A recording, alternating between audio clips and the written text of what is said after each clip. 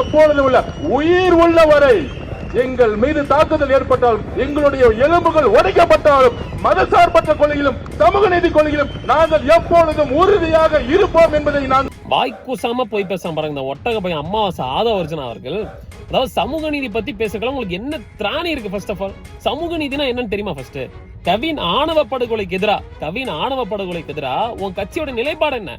அதுக்கு எதிராக ஏன் ஒரு குரல் கூட கொடுக்கல?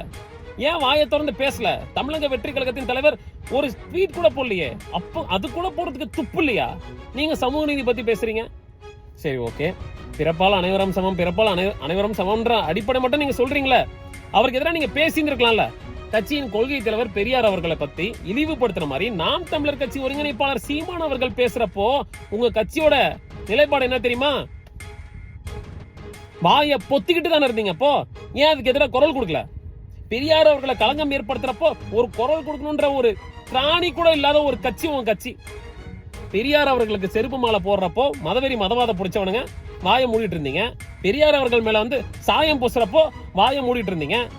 மனசாட்சி இல்லாம நீங்க வந்து சமூக நீதி பேசுறீங்க, கொள்கை தலைவர் பத்தி பேசுறீங்க, மதசார்பின்மை பத்தி பேசுறீங்க.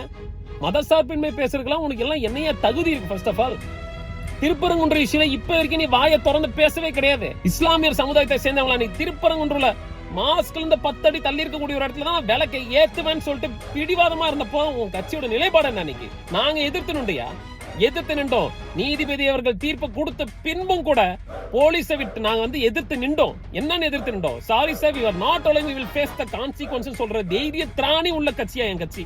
ஆனா நீங்க தொட்டநடிக்கீங்க, வாயை மூடிட்டு தானே இருந்தீங்க. கூச்சம் இல்லாம மைக் அடிச்சுன்னா இஷ்டத்துக்கும் அப்படியே அடிச்சுடுறது ஆதவர்ஜனா. அதாவது இஸ்லாமிய சமுதாயத்தை சேர்ந்தவங்களை வந்து ஏமாத்தணும்னு மட்டும் நினைக்காத. எப்படி ஏமாத்தணும்னு மட்டும் நினைக்காத.